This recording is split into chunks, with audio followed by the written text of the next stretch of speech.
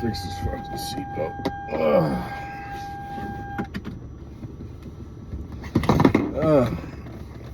So right now it's 1 o'clock. Hit my wake up time this morning.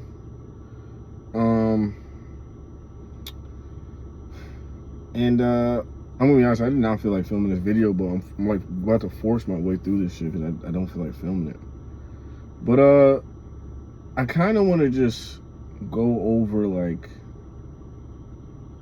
different emotions during the time you're trying to reach your goals. And you're always gonna have so many different emotions. It's like an emotional roller coaster trying to hit your goals because you're getting tested every single day. And it's like just straight like that the entire time.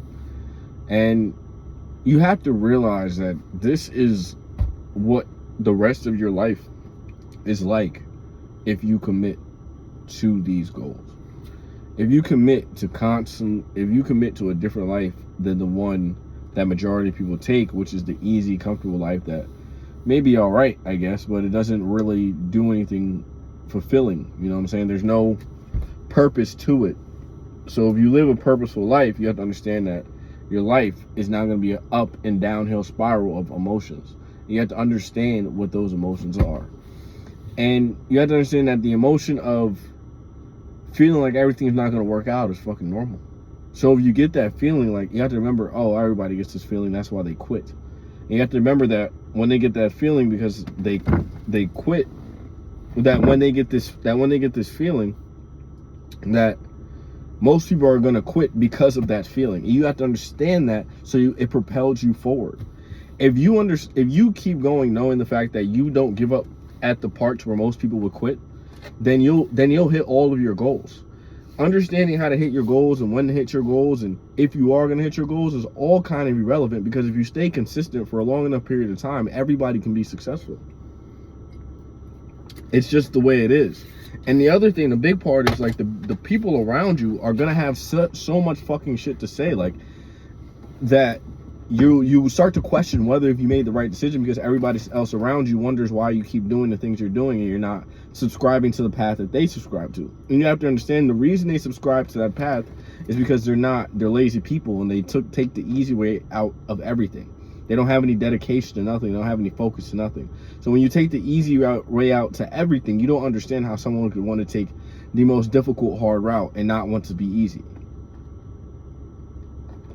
Like, people don't understand how I just want to work all day and every day and just want to film videos and make content and go to the gym and work out and do all this stuff and not get that barely good amount of sleep and still get up even when I don't feel like getting up. People don't understand why I want to do that. And I try to tell them, like, listen, I do this for me to feel proud of myself. Like, at this point, it's not really even about the money. Since I've been on this journey of just keeping a daily process every day, I just really do this shit to feel better every single day, to give people the best version of me at the time. Because I know this is not the version of me that I see final in my head. Not at all. Nowhere near it, you know. The version of me that I see final in my head has a family. He's strong. He's disciplined. He takes care of people. And that's just what I see in my head, but I can't be that guy if I don't start practicing to be that guy now. Like, people say, oh, I'll wait till I get the money to start becoming disciplined. I'm like, motherfucker, once you get the money, you'll lose all your discipline, or you just won't make it there. Like, discipline is not something you just switch on. It's a practice skill. It's a skill. Discipline is really a skill. It's not really even a talent for real. And most people don't understand that.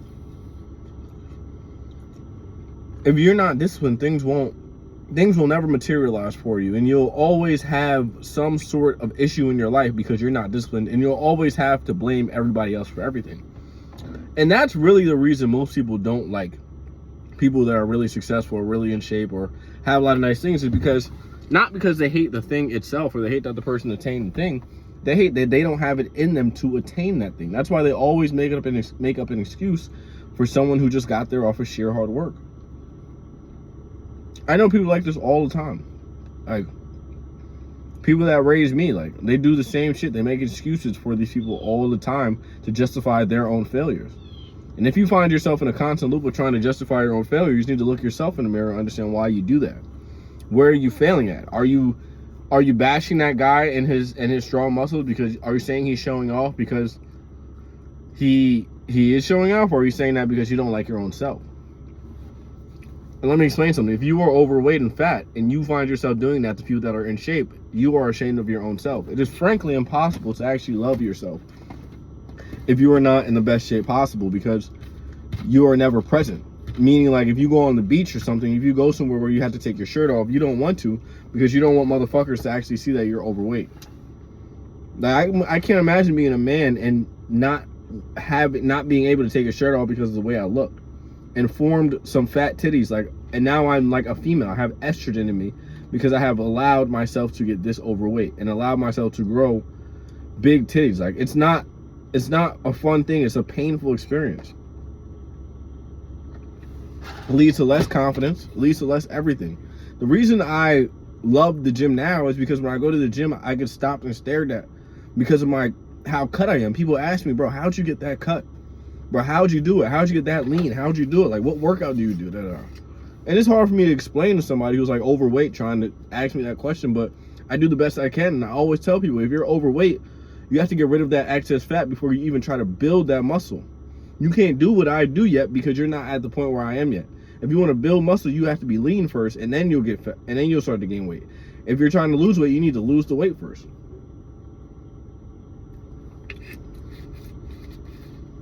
You have to. You have no choice, you know? And that's really the moral of everything. You know, it's not really going to be something where I'm going off every day like I did yesterday with my prune juice speech and shit. But, you know, remember, just keep going. Remember what you're doing this for. And always remember, it's not about the money, it's about the process.